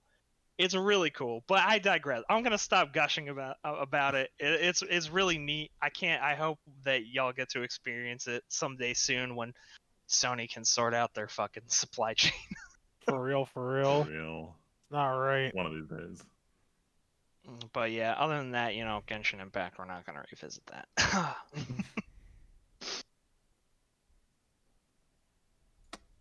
So Alright. Wandavision. Wandavision. Ongoing yeah. watches. WandaVision. No, I know. I'm the one who put it here. No one watches this. So, I've been watching this with my mother-in-law and sister-in-law. Not gonna lie, from the get-go and from the first few episodes, I was kind of like, this is kind of not doing it for me. But I will say it does pick up as time goes on, and I can very much see how this is turning into something that is actually pretty important for Marvel. Because, I mean, to be honest, I feel like, me and Val were talking about this, but it feels like the last year has really not been good to Marvel with, like, going into COVID, everyone was like, ugh, Black Widow, like, who really cares? And, like, now what did we get last year after that? Nothing. Like, Black Widow didn't even come out because of COVID, and we got nothing to make up for it. Now, this year, this year is supposed to have an episode of a TV show or some kind of side thing on Disney Plus every single week. So clearly they're trying to ramp back up, but like, do we have a date for the Loki series? So Rachel showed me this calendar for the whole week, and it seemed like sometime in like October, November is when it's happening. But I honestly don't know. Scheduled for May 2021. Second season's in development. Never mind. According to Wikipedia. Never mind. As any good teacher will tell you, don't trust anything you see on Wikipedia. But either way, WandaVision is a really interesting idea. And it's so far, it definitely got a lot more captivating as time has gone on. When they actually introduce things outside the TV show gimmick instead of inside of it. But no, it's cool. I know Tyler hasn't as far in since I leapfrogged him last night watching 2 episodes, but I'm definitely not caught up, I will say. I'm only on 5. I'm gonna try to keep watching it, but like you and I were talking about it, I just don't think I'm gonna have much interest in it. No, and that's fair. I mean, Val's desperate for the Loki series, but this is just. I will say, as much as like I was told, like, oh, episode 3 is when it starts to get really good. Some of the things that actually happen in like episode 5 to show how we got to this point. Obviously, it's like saying halfway through the series, like, yeah, obviously stuff's going to happen, but it's pretty interesting how in universe they start asking lots of questions and actually starting to get answers when it's also questions that we as the audience had. So I like that a lot, that we're actually getting answers to questions. It's not just like piling questions on and then just going to be like, oh, at the end it was this all along. It's like, no, there's actually answers to questions coming as time goes on. Gotcha. Is there still like an overarching mystery that they're going to do in the season? Oh, or is it just, like, 100%, there's a smaller 100%. string of... Okay. So people were comparing it to like an X-Files thing. It's not like that. There is this is very clearly an expanded movie. Like, this is someone had an idea for a movie and was like, how about we turn this into a TV show to play into the TV show gimmick more? And they did. And it works. But this is not some episodic mystery of the episode of mystery thing. It's just a single story told in a TV show that could have probably... Because honestly, they're like around half-hour episodes, so it's about 4 hours. So it's like a 2-part movie basically worth. Yeah, it's decent. It's the only Marvel thing happening, so it's pretty good. It's pretty good. I would definitely recommend it if you're interested in keeping up with Marvel at this point. At some point, you'll probably have to watch this. Gotta get that Disney Plus subscription. Question is, do I want to just wait till the next Avengers movie is announced and then watch literally every Marvel entity between the last Avengers movie and the current one, just like last time? I No, mean, it was fun doing what amounts to a Marvel boss rush in a single week. Nice. I mean, you'd save a lot of money that way. I'm going to wait until Mandalorian season 3, and then I'll watch it then. I already canceled Disney Plus. Oops. Fair enough. Right. You'll have a lot of shows to watch then. Yeah. Oh, I mean, we'll see if they decide to hike their price again. In the meantime. Yeah, didn't they do that already? Right. I don't think they did it for the U.S. yet. They only did it for like Oceanic. Unfortunate. Attack on Big. Oh my god, the big boys. I don't care about spoilers, so go at it. Without spoiling anything, I'll bring up the big concern going into this week. So I haven't seen the new episode yet. I'm watching it tomorrow. But the episode titles for the remaining 5 are all out, and I asked my buddy who reads the manga, and I said, "Hey, like, is there like realistically any hope of them finishing the show in the final season, or like, is there something else up next and they don't want to announce it?" And he looks me dead in the eye. He's like, "Dude, there's still 2 more chapters that haven't come out yet.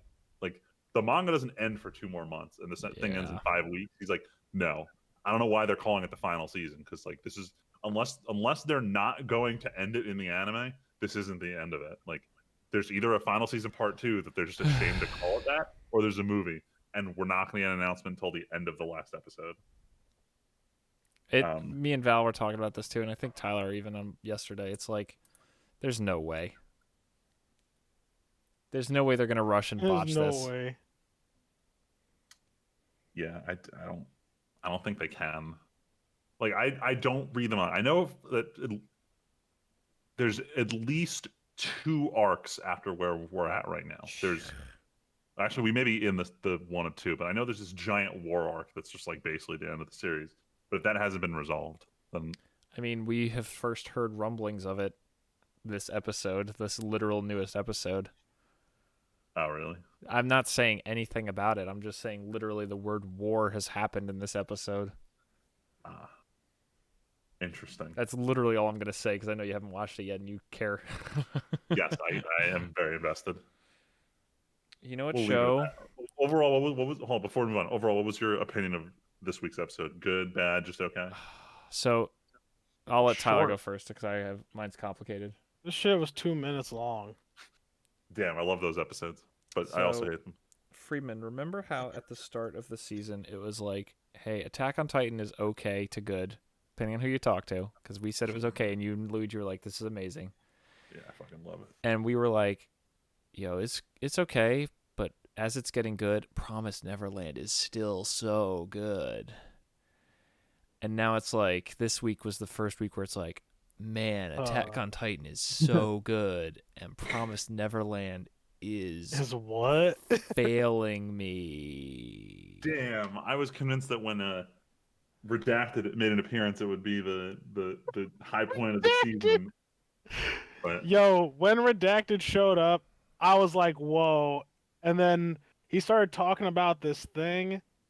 And now, to not like any spoilers for you, but I'm like, wait, what? Why are we going 1,000 miles an hour right now? As I look down at the pacing speedometer, has all of a sudden rapidly gotten worse. damn. So with my other friend group, when I told them it was going to be anime original, and there was no hope, they're like, "Stop being so pessimistic. It might be better." And I'm like pissed that I'm right. Like I wish I was wrong on this one. yeah, this last episode was kind of the current episode is not instilling any sort of hope. Like this is some shit that I feel like that they introduced in this latest episode is some stuff I wouldn't imagine seeing either at the end of the season or shit, maybe even the series finale, honestly. It was like they threw a lot at you. A lot. Like a lot. Like especially so with like much. barely even giving us time to like adjust that Redacted even came back. And now that they're throwing all this other stuff at us too, like along with that, like we barely even had process that like they're out of the house now, right? And that they're on their own, and then they're throwing this at us. And I'm like, this is a lot. Yeah, it's Freeman. You'll see, but it's a lot. I'll let you know in the group chat tomorrow when I experience it. Yes, please.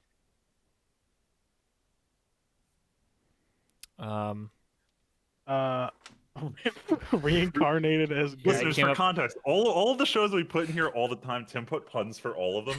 So it's taking everyone like a split second, like, what fucking show are we talking about here? We are Reincarnated as a goo. Right, Reincarnated as goo is the next one. Which...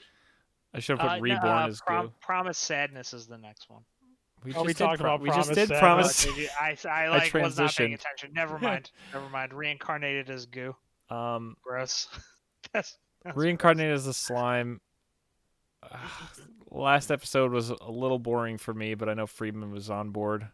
Well, so I wouldn't say I loved it, but I was entertained. Like if we had to scale the shows, start of season 1 very good. Last part of season 1 really fucking terrible. Current season kind of in the middle right now. Like it's not bad. It's not good. This is kind of like average. We could go either way. I'm just frustrated. I'm just better than the end of season 1, but yeah, it's like we did city building, but not like thought out city building. Yeah, now they're trying to go really into it, but it's like, is that what our show is right now? Yeah, But now it's we'll also see what like a happens. shonen battle series. Yeah, now it's like geopolitical wars and shit, and it's like, honestly, my biggest question is why is Milliam in everything, even though we've only heard her name and not seen her do anything? That actually pisses me off. Because waifu. It's because like they showed this cutesy girl in season 1, like, yeah, she's a demon lord, and then they don't elaborate on what the implications of being a demon lord are in this universe. And now it's like everyone's like, oh, fuck, it's a demon lord. And so maybe they're throwing that mystery that she's really up to no good, and we had no idea the whole time. But I don't know. I'll let it tell the story before I speculate. Reincarnated's been good, but I feel like this arc is going to determine if this season is good or more boring than season 1 ended. Yeah. Dr. Science, though, is still fantastic, including this latest one. Dr. Science, Dr. Stone. I couldn't think of a better word. No, but you said it so casually as the real title. I was like, wait, what did he just say? Yeah, overall it's good. It's my only concern is are we gonna make it through this war without a single fucking person dying? Because if so, this is some next level after I think watching the newest episode, yes. There's literally a situation where it's like, how could we get out of this? And it's like, boom, science. No one got hurt at all. I do like, though, even though they're going the route of like every villain can have a change of heart, like everyone who's an air quotes villain is kind of realistic in their like turnover to being a good person. Like none of them. We know that there are multiple villains who turns already. We just don't know who they are. none of them feel contrived. Like everyone Yeah. feels like, wow, this is a rational person making rational thoughts when they make their choice. So Like, I like that about it, at least. music still exists. I will join the side of having music. Yeah. I don't like just eating raw, cooked over a fire meat. I like the thought of ramen. Actually, you know what? That's too good of a transition. Speaking of Yeah, you know, ramen, I was confused what show. I was like, is there another cooking anime I don't know about until I just now realized what show you're referencing with this ramen. so warm ramen is code for laid back camp because it's the show Val always talks about wanting to eat ramen while we watch laid back. Oh my god. We need to plan a week where no one wants to actually get real dinner and we'll just make cup noodles while we watch that. Oh shit! Tell Val we'll do it like next week because she wants her Korean this week. All right. Well, next week we'll plan some kind of instant noodle extravaganza during laid back camp. But yeah, laid back camp is still the coziest thing this side of a tent. Jesus. Jesus. All right, we'll pretend I didn't hear that. Look, no, hold on. Okay, so last week, due to snow here in New Jersey, we did anime night online, and who should show up halfway through but Tyler getting off work early? And Tyler came in, and even Tyler had to admit that it was really cozy watching Laid Back Camp. We all got on video, and we put on blankets, and it was amazing. Tyler, Yeah, no. provide some commentary. Yeah, Oh, Tyler. I can't. No, it was nice. It was a nice time. It was nice. I mean, it's not what I For the- walked in on. For the person, well, yeah, But it but was for nice. the person who was like, man, what is this lame feel-good show? And This then you were lame getting back into camp. it. I mean, again, I'll never watch it on my own. I'll watch it with you guys. It's good. I'm not gonna keep watching it on my own. I need like some kind of conflict because I'm fucking weird like that. So, are you saying you would watch Cells at Work Black on your Yes, I would 100% watch Cells at Black. All right, Cells at listeners, Work Black. for context as to why Tyler enjoyed Cells at Work Black so much, unlike the first two episodes, which were just, this dude is smoking and dying, and this dude's drinking himself to death and your body can't take it. Episode 3 was, all right, boys, the body we're in definitely needs to have a boner right now. Let's do everything possible, like scientifically, physically, to achieve this. And it went through the science of what your blood does during that process. And I'm not gonna lie, this episode was hilarious. So It was- funny. It was, I and I was knew cracking up. Tyler even I missed knew- a bunch of the good early jokes, but like this could have won. he This jumped in episode right when should they have won started showing, comedy like, of the year. Sperm swimming around, and it was Oh like my the goofiest shot possible for him to join in on. Aiden, you should just look up a picture of what the Cells at Work Black sperm look like. Cause oh my god, they were so funny. I'm curious what comes up here. Let's see. Let's all clack at once. Yes, I yeah, got, it's fucking phenomenal. what the It's all from the fuck? manga, but that's exactly what it looked like. Oh my god.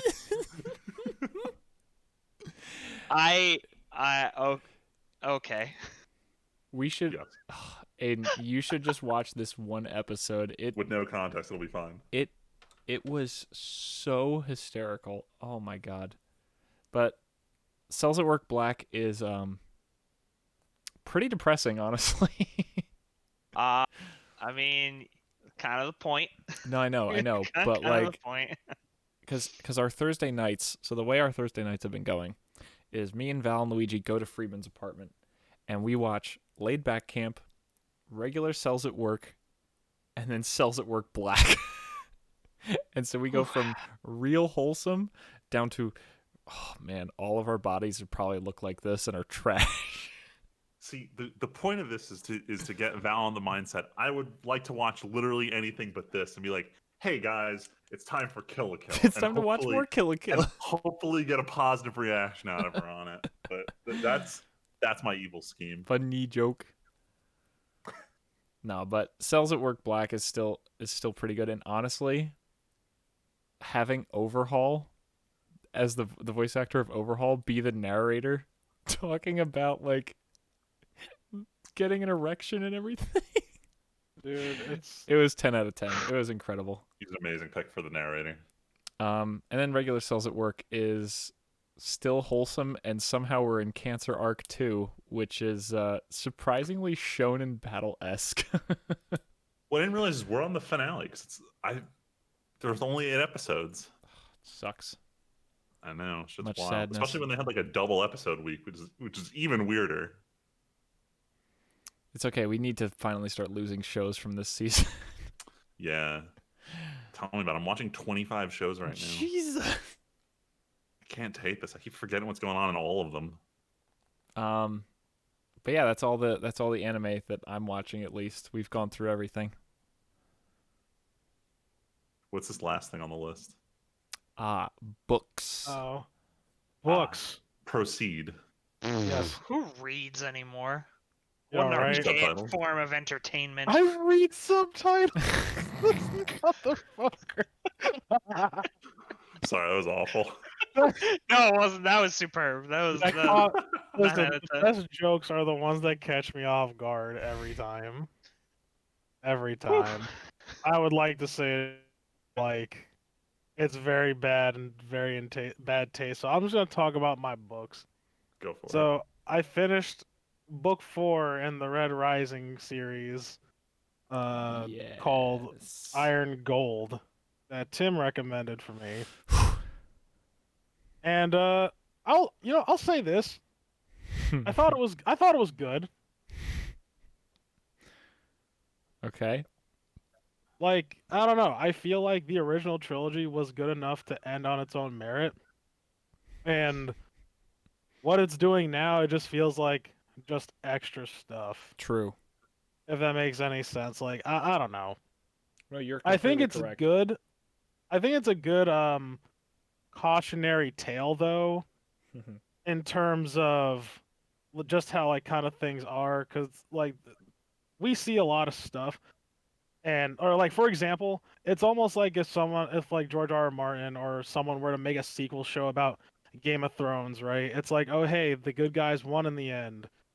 Fast forward 10 years later, JK, everything still pretty much sucks, but like in a completely different way. And here's why. Yes, sir. Yeah, so like and that's cool. And like he also took a different you know, like way of writing it. So now instead of like from the protagonist, you get different perspectives from at least 3 other different characters, all that are at different statuses in life doing very different things. So I think that's pretty cool. I think that's what the series needed. I think it definitely needed a little bit more perspectives to like get an idea of how the world works and how other people think. So I think it's good so far. I want to obviously keep reading it. I definitely don't think it's bad. I just think it's very extra. However, now after reading this this book fucking Iron Gold, I hate the main character. I think he's a piece of shit, and anything that happens to him, he deserves. Well, Which Damn. I have not felt about a protagonist in a long time. and I have already confirmed for Tyler that he will get his wish in the next book. Yeah, and I'm sure it's gonna be in the form of like all the people I So actually care much. about dying. So Oh, so much. No, well, like I'm not gonna Sevro's say. gonna die, and I'm gonna be upset. Tyler, to be fair, you said that was What? going to happen before. you No, got to it's this gonna book. happen. It's still going to happen. It's happening. Sevro's dying because you know why? He cheated. Like this guy has cheated me out of his death at least twice in the last book, dangling it. Like dangling it because they know, because he knows that Sevro's the best character in the entire series. He knows it, so he's like, haha, he's dead. Look, he's dead. Psych, nah, he ain't dead. I'm playing. Nah, but he dead this time. How many times has he done this? Twice. He's done this twice. Damn, that's 2 times too many. It's 2 times too many. I don't know, but I just started. I'm about to start reading the second one in this second trilogy called Dark Age, and the last book isn't out yet, but it'll be, I'm assuming, probably within the next year or so. And yeah, that's all I'm reading right now. So I am reading a book and I am listening to another book. Nice. That's it. That's us. I guess I'm also still watching Legend of the Galactic Heroes, You been watching but I it haven't for a gotten while. too much. Yeah, I haven't gotten. I like kind of took a break I might start back up a couple more episodes tomorrow, and yeah, I'm gonna be watching that for a while. Yeah, that's it. Anybody All else? right. Anybody got anything? I think that's everything. Can we make it? Not at the In under moment. 2 hours, I don't know. No, can we make it under 10 o'clock? So thanks for listening, everybody. Yeah, right. We will be back in a few weeks with more anime that happened this season because there's so much, and as well as For maybe real. a few pieces of news. But until next time, thank you all so much for listening. My name is Timpedia. I'm Friedman. Just Tyler. In parentheses work. We'll catch you guys next time. Thanks for listening.